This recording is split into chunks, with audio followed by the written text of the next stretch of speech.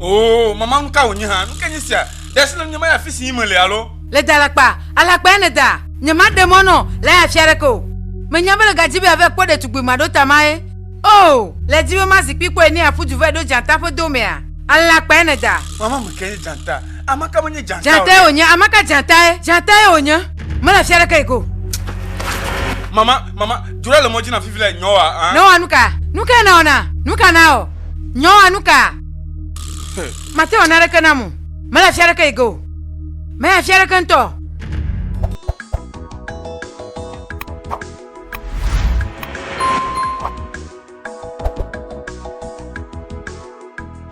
Amaka. Namaka kwala pesi amaka. Anyo. Nene be yi aswa. Mia mo ve mia du yesi amasi nya pesi apoto. Nene we alo nya.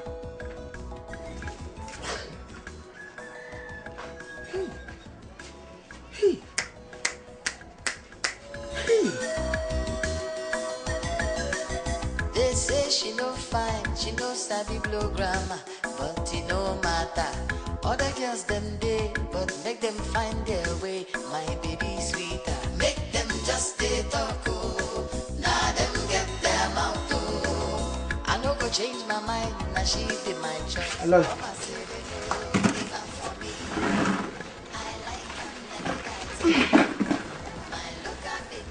Majibe ma glonyare nao. Maletoji. Vinya. Mama. No we manya. Nyamate flodenu o. Le to fo ku mogbe a. Oreka kwenye nu sikpotonam. Majibe na no sro de ponya gro fifi layo. Ela be mo pole do areke omu. Onto nenya. Ga kasie le susu na be ya de sro a. De tugwinya kpo sogbon mi be koposiam. Na te chawa do motoreka. Kaka mama nuka glele de tugwisi mechianu. Amaka. Ambu kawanya. Matin de suku madelao. Amaka me de suku. Apa susu mo na donyu. Nade kamele susu meneu. Nunya de kamele tafugo meneu. Matin nye sronyu na o. Amasi mate srona nuwa. Mama. Kuere kasi menyamba amaka do enyibe. Maten we po gomme de school anu. Aye nu si akuhigade onya. Kuhigade nto. Sukulu ma de hanyina ban ku gbagba po do ne. Nous le tron vigne. Nous le tron. Mama kam. Dele jiji mama ejire tugwisi na de school kokko palo. Manya ba sukulu kokko ko wado. Ne dey lycée tete anyu. Ala karema. Mo ta flache ma dara jiu mama. Mo no maka kle ne jiblibo. Mama ka tin no nyon bu wada ka tonu.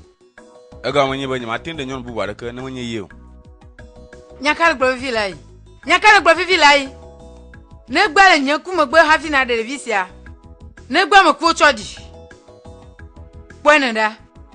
Kenya sokata mo gbo mo do ko masesere kana wa. Nya sokata gbo mo le nokwa, mo chore kele mea. Nu kele fude na on to kon wia. Atu wa de ojo tri avec gadafira pa du gbone a. Mala sukulu ma dela ma de gpo gbedo. Ma de nu ma nyala mo. Nele ja no punchu fila cheke ka po si mo mia jam. Ya mo ye chambo, ya ko de gamala. Je t'aime. Je t'aime. Aleka ma wa gblonya si ai de kapisi amaga konko. Aime.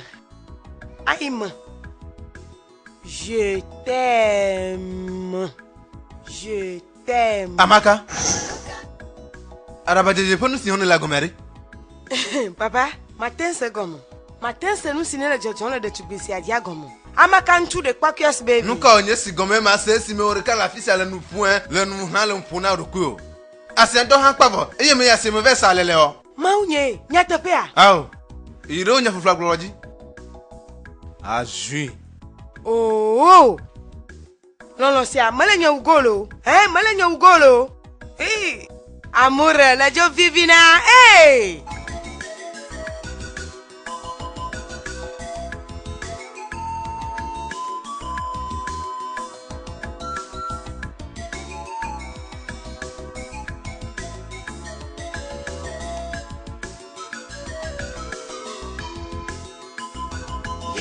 for me. I like him like a daddy. My local baby, she's sweet to me like a daddy. Hey! Odu yo vo vinyela. Mama. Alaka ne fondo. Mo fonye lo. Ale. Alaka ne fondo. Mo fonye. Ne ganya kokpontolo. Akpena o. Abuja kuna chogbo ya. Gake mama mo va te afo mo chanya akpete dari happy baba mo va kwera. Eya. Wezo kaka. Akpena. Mama mo plena ne va no mo gbono ma cheva. Nanya.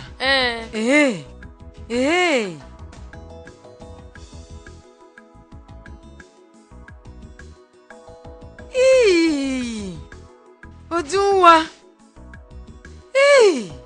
Abuja jele nu ofa. Akpena o. Nanya, avonuisia. Alo nekwea.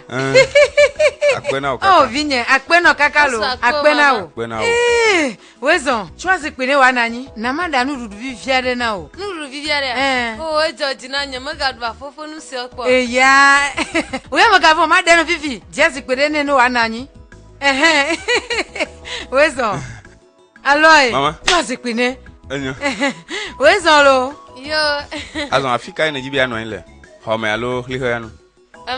Nyuma kwa sebe na tin no ile kwa mo ala bana jojo le kwa mo nto. Na ma choice kiva no. Enyo. Mogwa.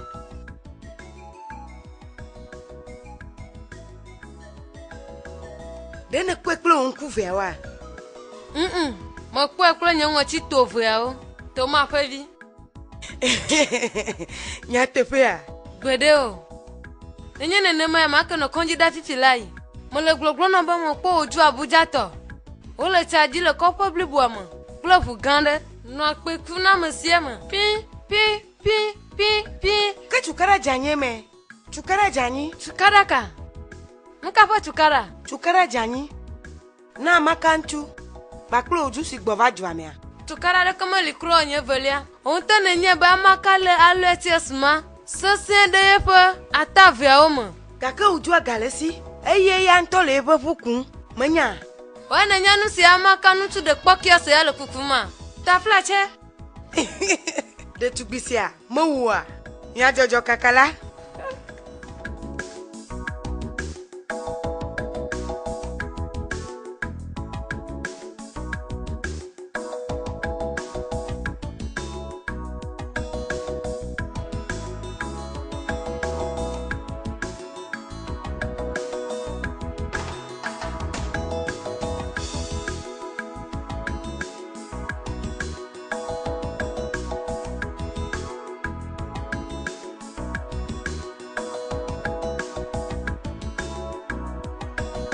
Mjina be ya yo mo alo na chonye yo kwetio. Nkenye kuhia. Nareko. Nkata ne trinyenya gbale ya. Nkata.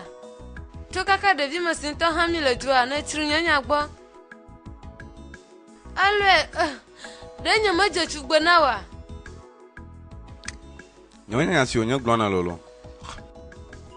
Nyekulo ponya glomole denye manyi nyonu nawa. Nyamanywa. Nyama kwatola wonya gonsemo. Mjina be ya yo mo no mo yo nto ha mo chono mjibe ya yo mo nkata. Jinya mo votai. Dio mo votai. Dio mo vola bana kwacha kopo bi foji sukulu madela madu alo.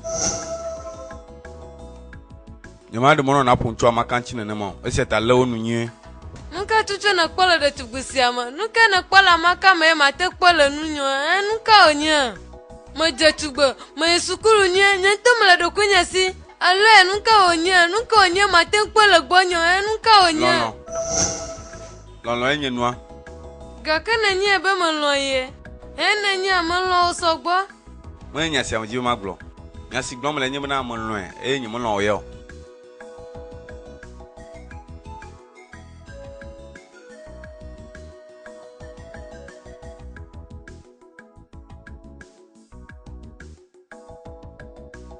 Enyo makwe.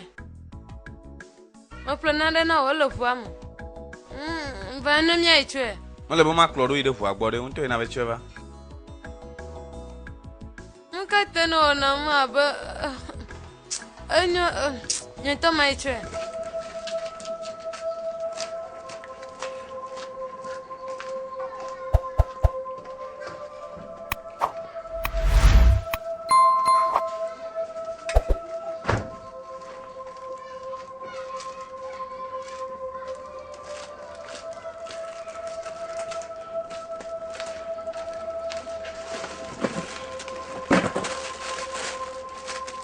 Yenyesia.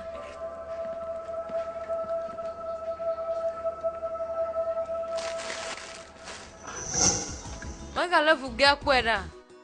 Mole nu du malo na ma du na ba hafie. Mo do ta flate. Mo hosebala jajina o. Wa no do pouvoir. Nyama du avolo. Du no fa. Enyo. Nunca teno na nukle malea. Non tae.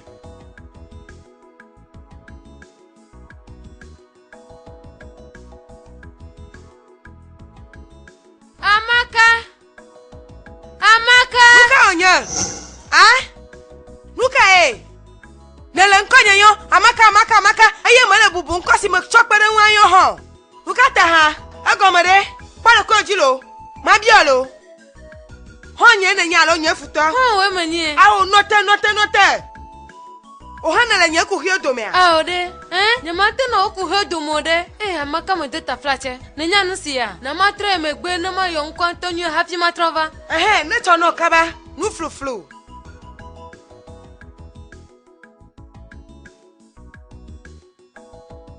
Anyo, hey. Amakantu. The quackiest baby. Vivi ha fine phone where 15 ton of fire. Anyanya the quackiest. Nya vamalio. Nya the kapekwe. Azonke kova. Amaka ku here janilo. The chugwima gbova. The chubika. Uju alo. Hey! Unto ne kwea. Na jule nya biama. Mole fofomolo. Esi ogboba kuwa ya loye papa mozideka. Nuka. Hey! Masanta hambana. Aplanu sogbo. Na lo eplanu a. Efone toji. Wa me ve odunu lagban de kamelo. Hey! Ma jeji na o. Le pa de tupima. Dodo si o kata o jagbagba le o ma. Be ya cho ho alo ila sinya. Ma jeji ni o. Alo ya nye totonye. Nye kasi no nu yo nye. Ne kwa alo ya tonye yo nye. Nyonu ade kemate nkwera sinye kpo. Gbere o. Nye ma de mo wa vamu. Alo e megale nyonu ade ke kpago. Enye, nye le kakpe o kpona. Ma cho na de afie de tupima le ko pesi am. Enye ngozi anya ma de mo na o. Nye ma de mo na o. Ne de ma va glone no ha. Ma fu ja va glone na o. Hey! Alo inya. Ma jeji ni o. Santa na la padan ole. Ye ma. Ne se gome a. Santa na la padan. Aye ma o Santa na vi ma gbogbo fo vi ma wi. Ka kamanya nu mo ponya yelo. Ele bona de zon fifi lai. Yeah. Nele da si le nu ala hola si olo.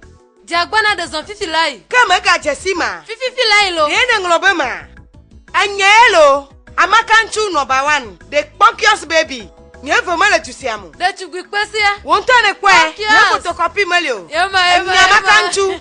Nye photocopy melio. Nye mo funa o. Nye vomelio. Nye pa ya hamelio. Ame aleka medimu.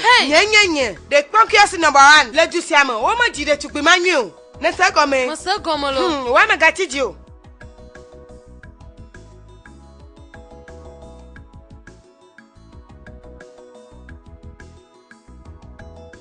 Amaka.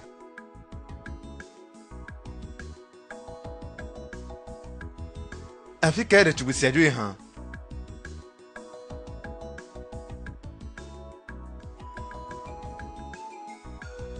Ya.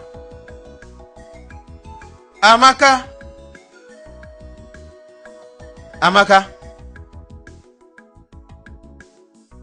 Ya.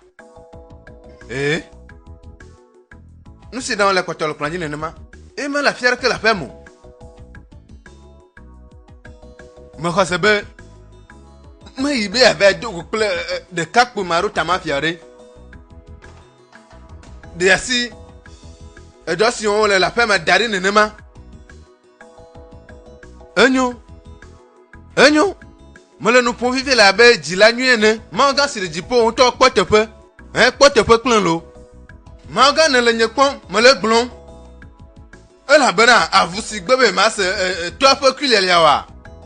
Ye ve china futo pasima. Yema. Amaka. Hein?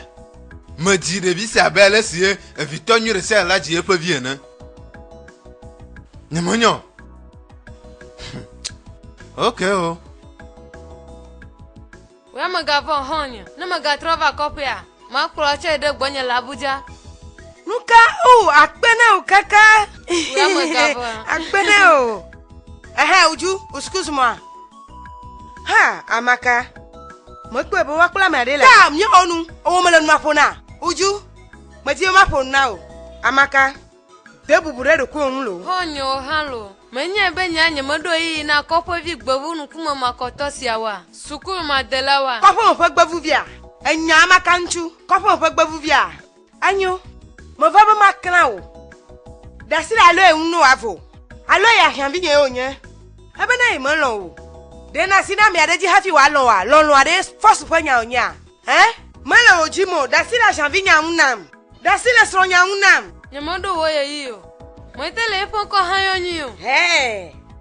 Alo so sheri nye onye. Aye maten wi ale si o trumfa me kafiade na we o. Amasro hota, amasro holele nya lo. Da si la sro nya unam avo. Ya kama. Oto lankuda do konu. Lankuda do kon tinye na lankuda masina le mapuna nu. Nuka ne be makpo. Afobu jima na setro do ntia, asha no happy play. Ye na susu be nya nyima teploa. Nyama teplo opupu disia, na nyama magia, na la sha o ma pe ma to so wonye sia. Asha o si wona na Abuja, e be guide chepli. Na majibe maplo busia nyama apli, ga ke manya sha o ma o. Mala si o de tugwe ye ma tepli to ho. Nyama gbolo abawo ne olo, amosro hola. Ko iran, hono nye va mi jo nye modo ye pe yi. Na nye bele do yi yare. Na ba do gwa Amaka ntu de pokios baby a. Na nye kulo mi aksamli ma bide. Wo foto bunse kama makpo. Asha ui. Amasro hola. Onu nakpo. Asha amasro hola ui. Asha Abuja ba sha lo ui. Da sila sronya mu avo. Da sila una kpo hovi akama. Awo. Magbeno. Jagbana ina kra wa Abuja ba sha o ma. Asha o mama ma nwide. Benane me da sila sronya una kpo a. Nema gakpo ya mesro hola ma o le sonyo gbo le kopo si amekea. Agbela ti kone. Ala nyono o chabe na joyi mi abenu Abuja. Amaka, nyemodo wo iyo. Ora bula fisi akaba honvi. Asha o gbovi. Amesro hola yoda. Ma gakpo mi la fiare mi agogo sonyo ke.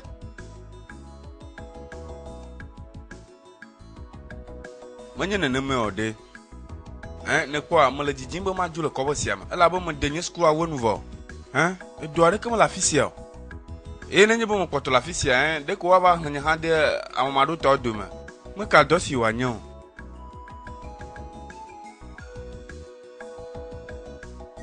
Anyo matroyo no matroyo. Wanu ka tena nenye kwona na ma. De tugbe ma nyon tolo. De tugbe ka. Odunwe. De tugbe nyure. E de suku nyue. Eye okpodo nyuare ha lo la Abuja. Anyo mo kwen. Ala no tupo nyuire ntolo. De tugu nyuire onya. Ala le bana ntu nyue. Aloy. De ne le nyasema. Mama. Esi na nye kwon ya. Nya fufu mo katan gron la nye de ke chon le mona o. Aloy, nuke nyenu sia o. Nuke le fude na o. Nuke nyenu sia o ha. Obuye o de jiwa. Nuka ye o den mo no ledu. Nuka o den mo na o. Amaka. Kopo vi podi ma sie le klodo abe. Ta wa tutu we klo na kuku do ne. Aloy. Ma gbogbo be na bore se de si o de jiwa. Ma gbledo mo. Ma tuka o. Nuka bo nya e onya. Maga do tun tete a. Aloy. Bora we. De tugbe sukulu madelama. De tugbi madota ma ete po flijonu. Ma chona de afia ma nwo ba kabale pa gbemu. Honye meleji o. Melewo nyaji. Gakanu si gomo nye mele sese mo enye bana. Nuka ya lo ikpole me. Yo ukule do abegbon tu ene. Nadeko, nye mablo nade kanto kro. De tugbi se on leji paklo kopo ma party bless yo sania. E wonu leji e. Gakawa magavon. Nyenta madu ete pene. nuka ogana le kure nyasiamu.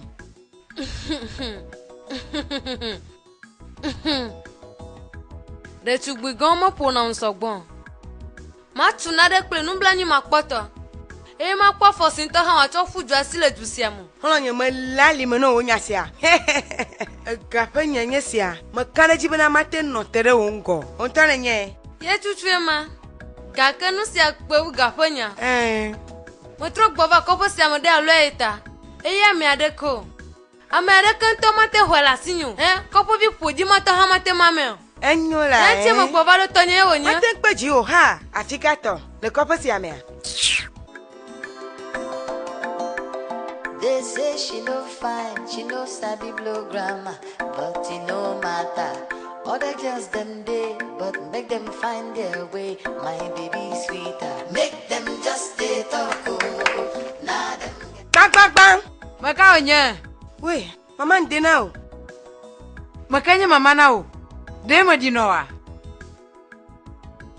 Mama taflache de view alo ila pemea. Taflache na li ayena. Ma yue dodo, abamaka ne. Abamaka. Mama na nyebe view ala pemea ayena la, majibu ma dangene. Najibi adangene. Amaka. Alo ya vinye ye onya. Eno ai manya. Maga no bubu areke tonu nyo. Amaka nkapo nya onya. De sile mnyanu na nyavo. Mama nyegba kla lo ya mielo mnyano vava. Hey. Mielo mnyano. Bakple o sukulu matela po numa. Bakple o nu fodi ma. Le do ti le gbogbo na be yo lo yo ne o. Amaka, nyamaka jibo ma po wa fola fosi amaka o. Bulo mu na fifi la inoa. Na do ta fla chena do kwe o. Ne chono buzi. Oh, enye ne le chiadu na. Magavon. Nyaklo mi adogo. Ejibe akwa loye.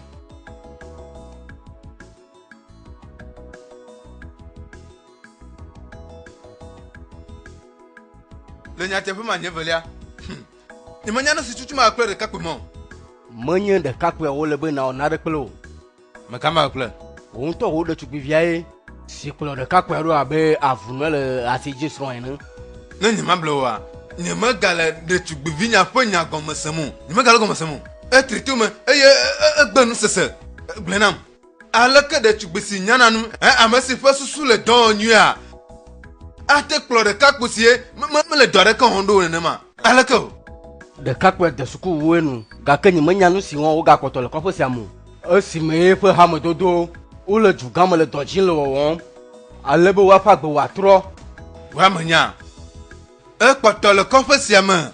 Le de tukbi vinya nu jon. Le nu jon esei. Alebe na nu tubu bare ke me ga te ba palesi o. Nya ni mele pe nya gomesemu lo. Do ma hia jibe ya nya mu ma do tale hi Enya hiamu. mu marota vo Enya mu marota vo ho ne kwa ni manya nu si tutu ma tukle de kakpe visio. Medu to. Ele na ko be ma pesi venene. Yema. no fine, she no sabi blow grammar, but it no matter. Other girls them day, but make them find their way. My baby sweeter, make them just stay talk. Nah, them get Amaka nuka onyele jojo. Para magbe no lo. Ale de mele bubu dele mu lo. Nye ya bubu onye de mele de mu o. Kaka no ya le chadi le jomale nko nye gbele yin. Le tadra na nko. Enyo mo do ta fla chene nya magabi ji. Alo ide o le kapeta we. Ede lo lo ta elo. Ala ba mele kama le kopo si ame ata jo amaka nchu. Unto bia mo se. Monya. Kaka mo gati jole ma jima nu si o kata na wonu na sia. Ewe ma bia o. Muka one le kwa Abuja de tugbi ma le kono jile yin.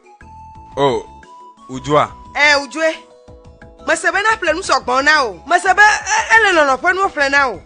Alo ikwa de dojile ndu la gba de kama kule de tugbi ma. Asha ogbolo gama. Mi akple asha o mi adu la gba de kama. Alo yi. Amaka. Mo kpo be na to no obe to. Alo. Mo kale nya so gbon na o. Nye to la fisi afi gijigba. Nu kata ona ba maka ntu de pockets. Na le kama jona le kopa si amenyi manya no. Na du la gba de kama kule de tugbi ma lo modu. Amaka mo do ta fla che no nyi da no na mi on fa ba mi edu. Mo jibe na na ha wa kpo ba mi ho yin si atem du no la gba ka mo kule do. Kaka na nya nya da ka mo nya kule do mo de. Mado sesere na ma de kane a. Mado sesere na ma de kane o. Nya tepo nye gbon le na ma. Na te pe gloma na ho jinye se. Amaka ho jinye se la